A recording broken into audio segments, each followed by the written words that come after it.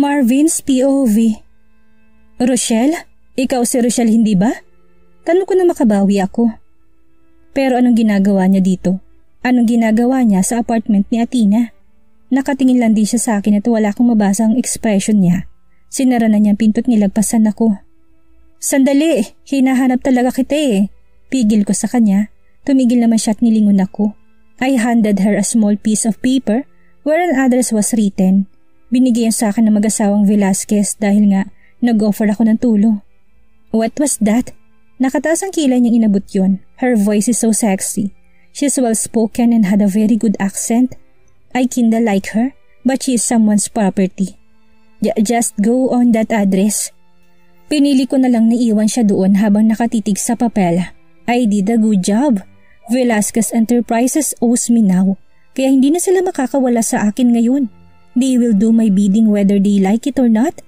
Business is a business. No more, no less. But I never expected that. That Rochelle is a goddess. Shit. Athena's POV. Hindi ako makapaniwalang hindi ako namukhaan ni boss. Wala akong ayos bilang Athena the pangit na sekretarya at Veronica. Pero paano niyang nalaman ang totoo kong pangalan? Oh shit, ang mga Velasquez. Napabuntong hininga na lang ako't bumalik sa loob ng apartment. Siguro kailangan ko nang lumipat ng tirahan. Tinignan ko ang cellphone ko para malaman ang oras. 2:38 pa lang. Tinignan ko ulit ang hawak kong papel. Siguro pupunta na lang ako dito. Muli akong pumasok sa apartment ko. Nagayos ako ng aking sarili. Typical the real me. The old Athena. The old Athena Rochelle. I wear a simple nude colored dress that hugs my curves but flowy on the hem. Umabot yun sa taas ng tuhod ko and a wedge. I do my hair on a messy bun and put a light makeup. Dinala ko rin ng isang cream handbag. Naglalaman ito ng ilang bagay na galing sa parents ko. Agad akong umalis sa apartment at nagdere-diretso sa kanto para magabang ng taxi. Pumara agad ako at binigay ang address. Santa Lucia Hospital. Ma'am, malayo po ito dito ah. Agad na sabi ng driver nang makita niyang address. It's okay Manong, babayaran ko kayo kahit magkano. Tumango siya at nagsimula na magpaandar. Tumingin na lang ako sa bintana at pinagmasdan ang paligid. Sino kayang nasa ospital na yun? Sana kung sino man siya ay ayos lang naman ang lagay niya. Inabot kami ng 2 oras bago sabihin ng taxi driver na, Ma'am, malapit na po tayo. Isang kanto na lang. Tumango ako at dinukot ang wallet ko sa handbag ko. I took one of my ATM card. Manong, idaan niyo po muna ako sa isang ATM machine. Mag-withdraw lang ako.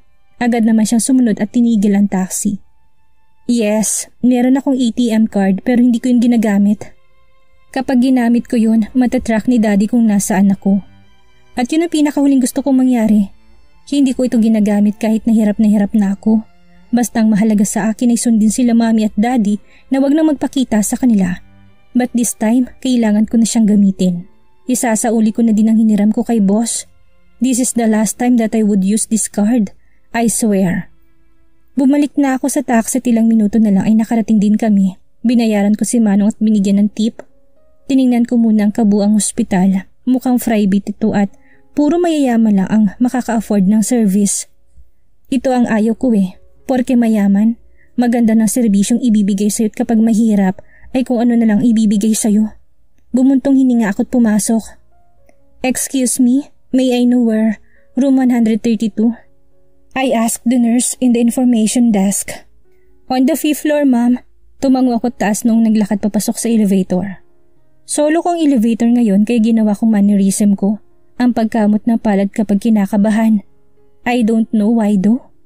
Nang bumukas ang elevator agad kong tinigil yon. Habang hinahanap ang room 132 ay bigla na lang akong kinabahan. I didn't know where it came from. But the heck, I'm dying because of nervous. Huminto ako sa tapat ng brown na pinto na may nakaukit na 132. I sighed deeply before I knocked 3 times and opened the door. Malamig na aircon, katahimikan at puting paligid ang sumalubong sa akin. Nilibot kong tingin ko at napako mga mata ko sa taong nakahiga sa hospital bed. May nakakabit sa kanyang dextrose, oxygen at life monitor. Naguunahan ng mga luha ko na matitigan ang mukha niya. How long I waited to see this face again? 1 year and 6 months? Shit, I miss him so much. Agad ako lumapit sa kanya, tinawakan ng kamay niya. Umiiyak akong humalik sa noo niya. Homer? Mahinang tawag ko sa kanya. Mukhang namalaya naman niya ako't dahan-dahang bumukas ang mapupungay niyang mga mata. Rochelle? Paus na sabi niya. Shit, I couldn't help it but to curse when he say my name after those years and months. Rochelle, babe, ikaw ba yan? Lalo akong naluhan nang marinig ko mula sa kanyang tawagan namin. Hinalikan kong kamay niya bago ko nilapit ang mukha ko sa kanya. Yes, babe, it's me. I'm sorry if I left you. I'm sorry, babe. Umiyak na sabi ko. Shh, don't be sorry, babe. I'm so glad that you're here. Homer, I'm sorry. I miss you and I love you so much. Umiyak kong bulong. How I miss saying those words on him. Inangat niyang kamay niya at pinunasan ng mga luha ko. It's okay, Rochelle. I understand. I miss you too and I love you so much. Those words really hit me. Oh God, I miss my man.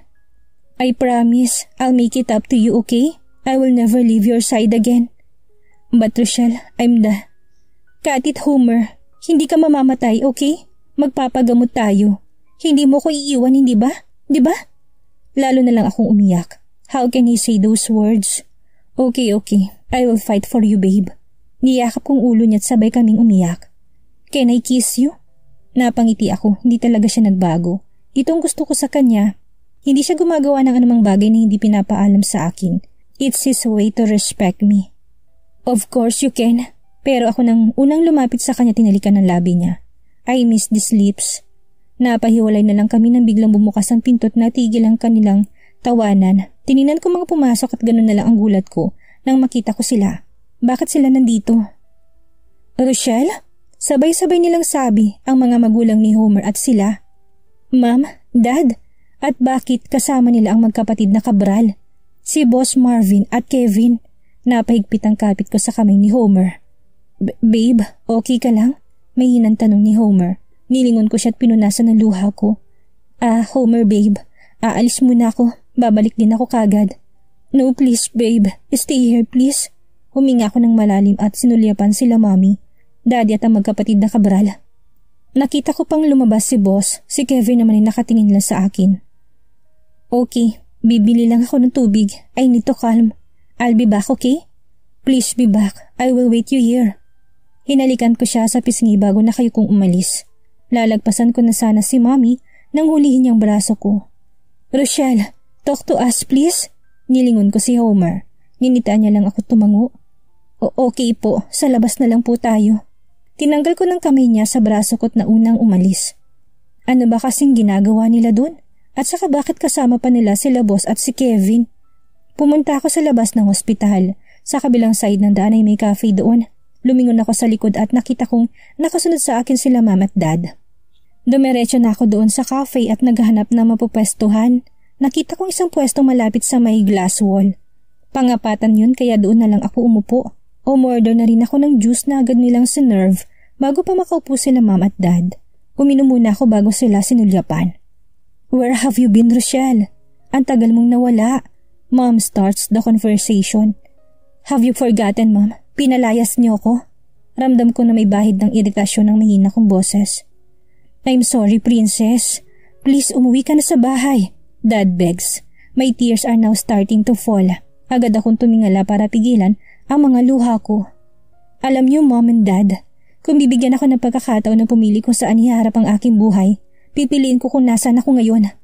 Yung simple lang at pinaghihirapan ng lahat ng bagay. Yung kahit sino, walang husga kung sino yung pinili mong mahalin. Tumingin ako sa kanila.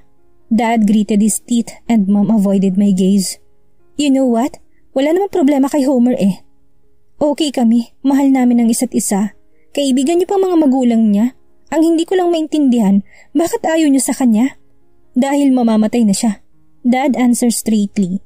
Napaawang ang bibig ko at sunod-sunod na namang tumulong luha ko. Napahawak ako sa bibig ko para pigilan ang paghikbi. Bakit ganito si Daddy? Mamamatay na siya at may iwan kanyang umiiyak kaya ayoko sa kanya. He added. Napayuko ako. Bakit ka ganun, Dad? Hindi naman niya ginusto na magkaroon ng sakit ng ganun eh. Handa naman akong alagaan siya. Hindi kita pinag-aral sa maganda at mamahaling paaralan para lang mag-alaga ng isang sakiting lalaki, Rochelle. Napahikbi na ako ng tuluyan. Tiningnan ko si Mommy pero nakayuko lang siya tahimik. You deserve someone better, Rochelle. And Homer's not in the list of better man. Mom said, napapailing na lang ako. He is mom, dad. Mas mabuting tao siya. Mas mabuting tao kumpara sa inyong dalawa. Sinampal ni mama ang mukha ko, lalo kong umiyak habang nakatingin sa kanya. I hope this is the last time that I will see the both of you, Mr. and Mrs. Taylor. Nagumpisa na ako maglakad papaalis. Nabuhay na ako ng mahigit 1 taong wala sila, kaya kakayanin ko mabuhay ng wala sila sa tabi ko. They push me away from them. They are the reason why I suffer. Bumalik ako sa loob ng ospital at kinausap ang isang nurse na laging nagche-check kay Homer. Miss, kapag po bumalik dito yung kasunod ko kaninang dalawa, pakisabihan agad ako ha, kasi ayaw ko na sila makita. Sige po ma'am. Bago makarating sa kwarto ni Homer ay nadaanan ko si Kevin. Nakaupo siya sa hilera ng mga upuan at nakayuko. Kevin, tawag ko sa kanya. Nagangat siya ng tingin at nginitian ako. May boyfriend ka pala, hindi mo naman nasabi. I smiled at him awkwardly. Hindi mo naman na itatanong eh. He smiled and looked at me in my eyes. So isa ka palang Taylor?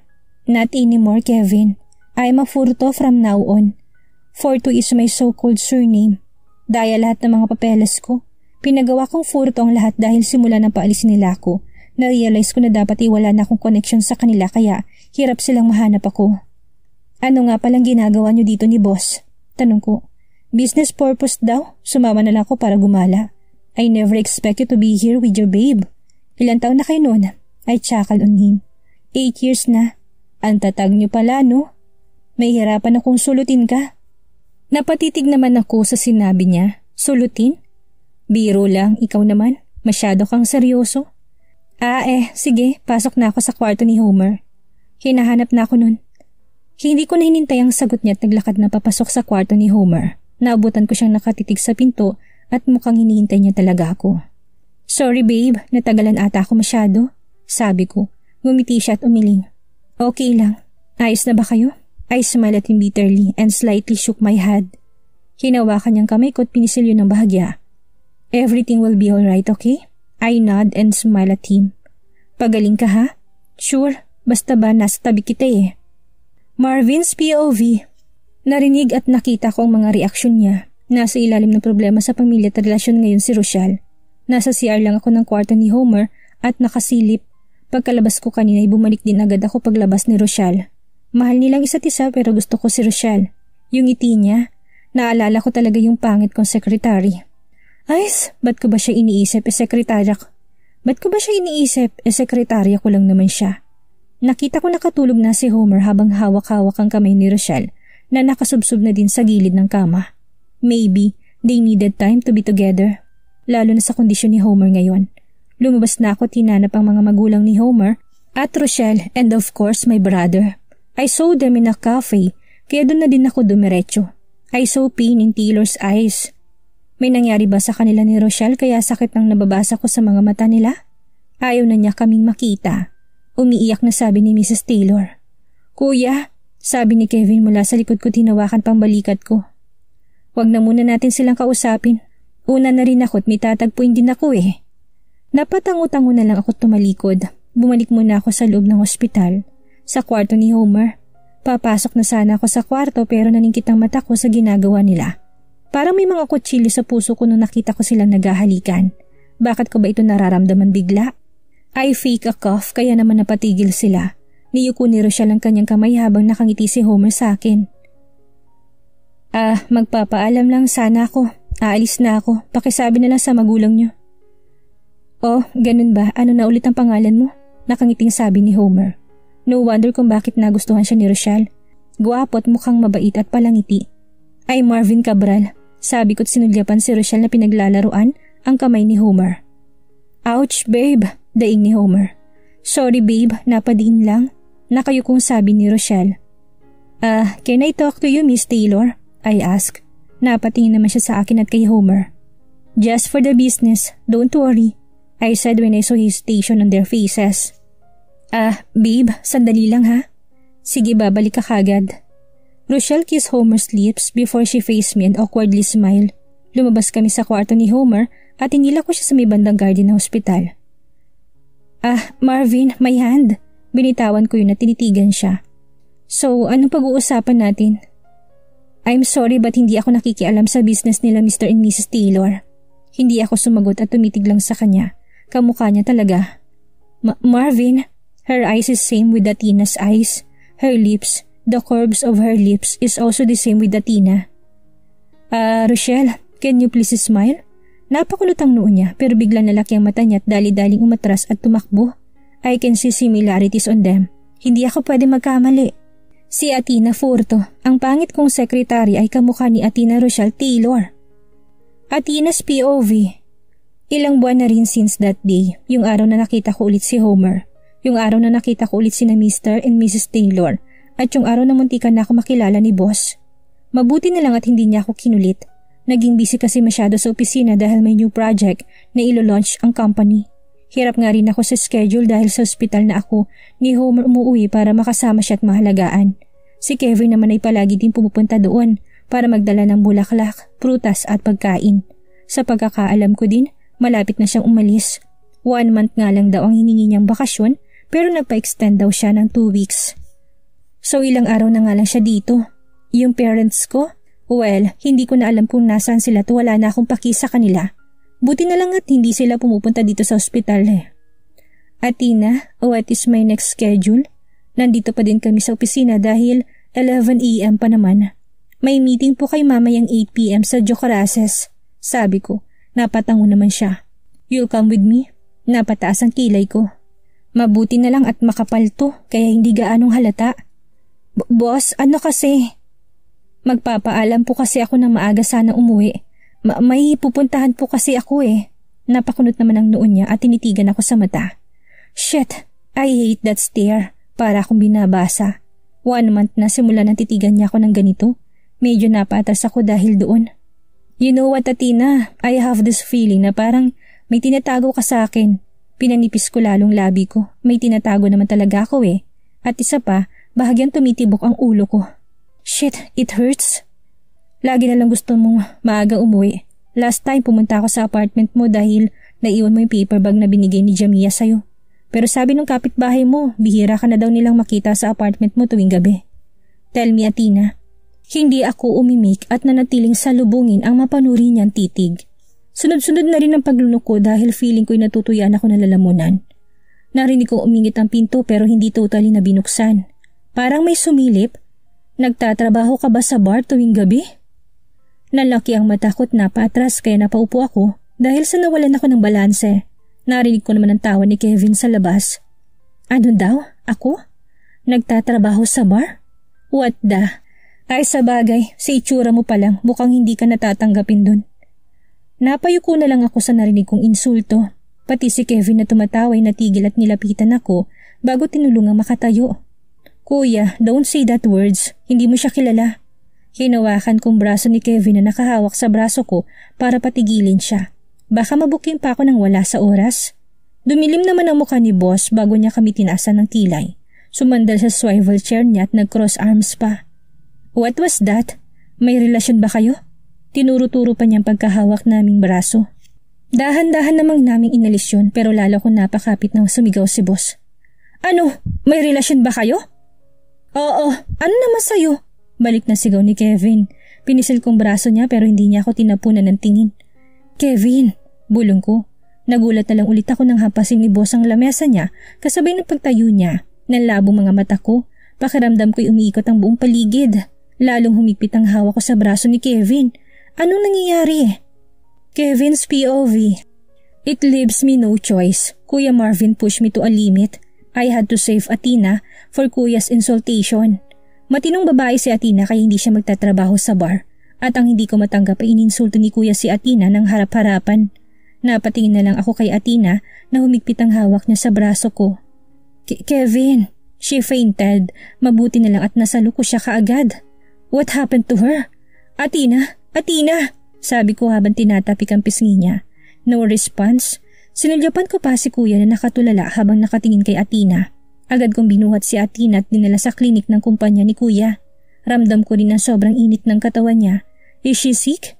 Pagdating ko doon ay agad ko siyang nilapag sa kama at tinarap ang nurse na hindi man lang kami sinalubong at nakatingin lang. Shit, wala ka bang gagawin? Athena has fainted and you still do nothing. Sir Kevin, kayo po pala? Napahilamos na lang ako sa mukha ko sa inis sa nurse na to. Pikit mata kong tinuro si Athena at matalim siyang tiningnan. Agad naman siyang kumilos at siyanek si Athena. Lumabas muna ako ng klinik at naglakad-lakad pabalik-balik sa tapat ng pinto doon. Kevin! Otomatikong uminit ang ulo ko nang marinig ang boses ni Kuya. Bakit pa siya pumunta dito? Totoo bang sinabi mo kanina? Kaya ba wala ka tuwing 8 to 10 p.m. ng gabi dahil kasama mo si Athena? Totoo yun. Ako ang madalas na maghatid kay Athena sa ospital. I'm such a martyr.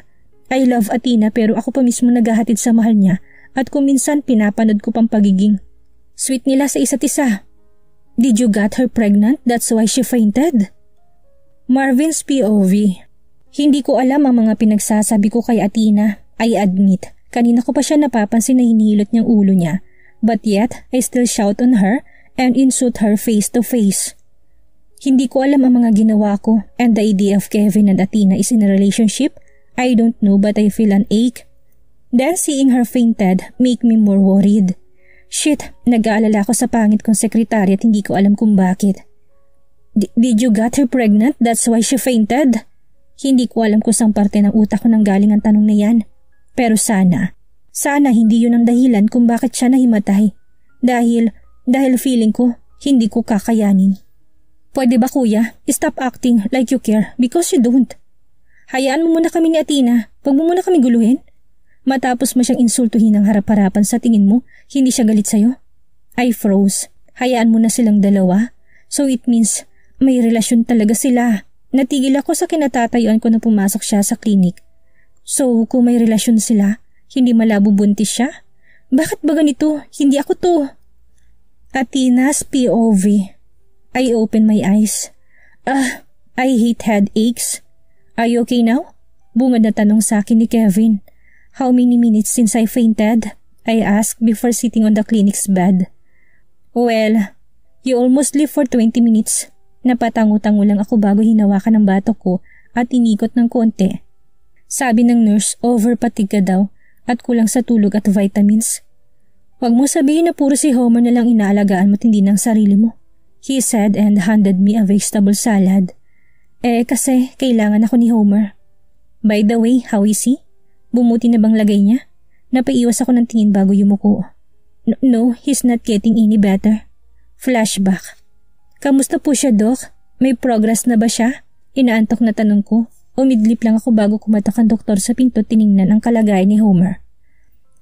Kailangan ko maging tapat sa kalagayan ng boyfriend mo, Miss Athena. Hindi na siya bumubuti ngayon. Napaawang ang bibig ko. He's not getting any better. How? Pero diba ang sabi niyo last week, nagiging okay na. Bakit ganito?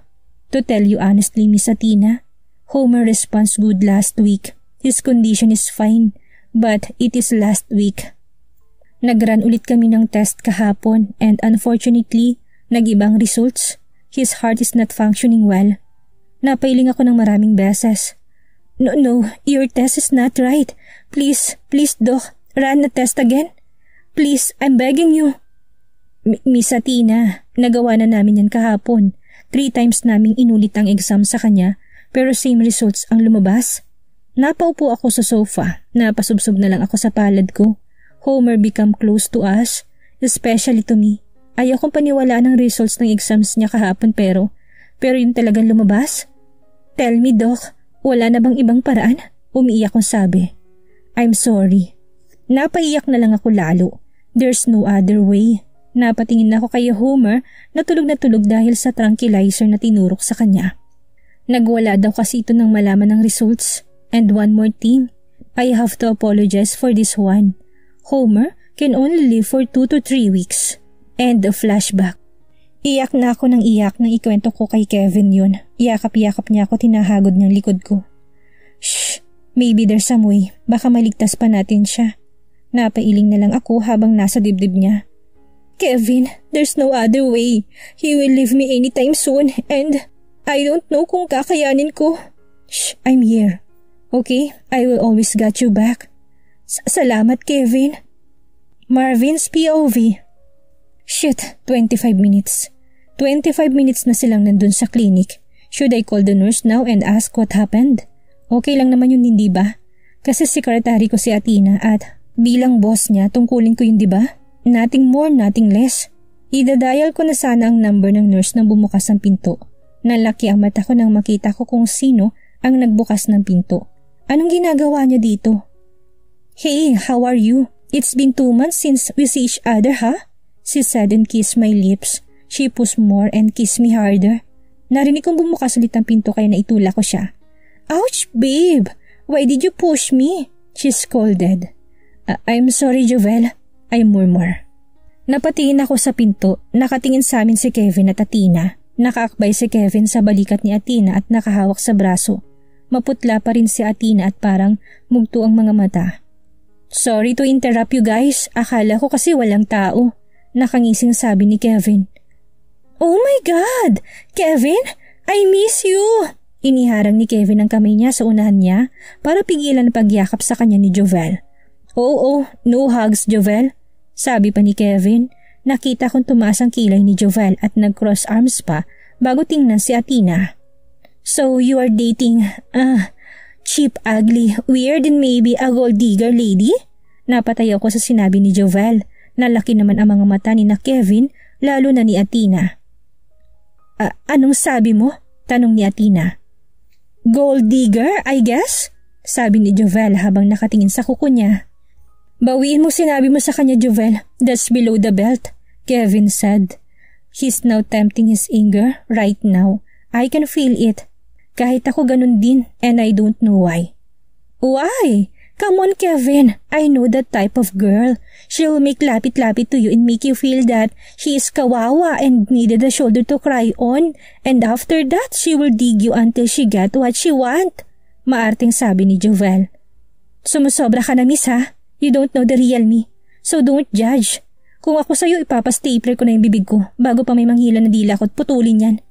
Mahina ang boses ni Athena pero bakas doon ang tapang at tigas ng bawat letrang sinasabi niya. She's brave though. How dare you to make sagot-sagot on me, ha? You witch? Jovel, enough, sigaw ni Kevin. Sobra na mga sinasabi mo sa kanya. Mali na. At isa pa, pwede ba? Ituwid mo nga yung dila mo para matuwid din ang English mo? Nakakahiya ka? Nag-aaral ka pa naman din sa ibang bansa. You said that right on my pretty face? How dare you, Kevin? Actually, Kevin is right, Jovel. Masyado na sumobrang bibig mo. Masyadong matabil. Singit ko tumalokip-kip. But babe, I'm just stating the fact. She's a gold digger, she said and kissed my lips. Hindi ko na malayang nasa tabi ko na siya. Stop flirting around, Jovel. Why? You're my boyfriend, so we have no problem about that, she defended. Wait, hindi ba't matagal na kayong hiwalay? No, hindi ako pumayag. He kissed me back nga kanina eh. Nakangising sabi ni Jovel. La, siya lang kayang humalik. I was about to speak and defend myself when Athena's phone rang. Nagkatinginan sila ni Kevin bago sagutin ni Athena ang cellphone. Hello? After a minute of silence, namutla siya lalo. Nagtubig ang mga mata, napaawang ang bibig at nabitawan niya ang cellphone niya. Athena, are you okay? Tanong ni Kevin. Biglang napaluhod si Athena kaya napasigaw si Kevin. Maging ako'y agad napalapit sa kanya. Nagsimula siyang umiyak. He is gone. Mahina niyang sabi. Agad siyang niyakap ni Kevin. Pero sandali lang yun, hinawakan ni Kevin ang mukha ni Athena at pinunasan ang luha niya. Nangangatal ang mga labi niya. He is gone. Ulit pa niya. Sinong wala na? Oh, that girl is really good in drama, huh? Now take this one. Nagulat na lang kami nang may sumaboy na tubig sa mukha ni Athena. Jovel! I shout. Hawak pa niyang basong ininuman ko kanina. Why? Jovel asked innocently. Why did you do that? To make her stop the drama of the ugly and gold digger lady. Napailing na lang ako't muling tinignan si Athena. Why did you do that? Inabot sa kanya ni Kevin ang isang panyo pero alinlangang binitawan niya ni Kevin. Athena, wag dito. Bulong ni Kevin na narinig ko naman pero hindi nakinig si Athena. Tinanggal niyang kanyang salamin at sinimulang punasan ng mukha. Hindi maalis ang tingin ko sa kanya. Bahagi ako napatras ng maburang make-up sa mukha niya. She is... Boss, gising! Hindi pa ba kayo uuwi? Napabalikwas ako nang marinig ang boses ni Athena. Is it a dream? Pero bakit parang totoo? Athena, galing ka ba ng klinik kanina? Opo, boss. Nung nahimatay ako nila ni Kevin, napatango ako. May pumunta bang babae dito kanina? Napakunot ang noo niya. Wala po, boss. Pagdating namin galing klinik, tulog na po kayo at mukhang pagod na pagod kayo, kaya hinayaan ko na po kayo matulog.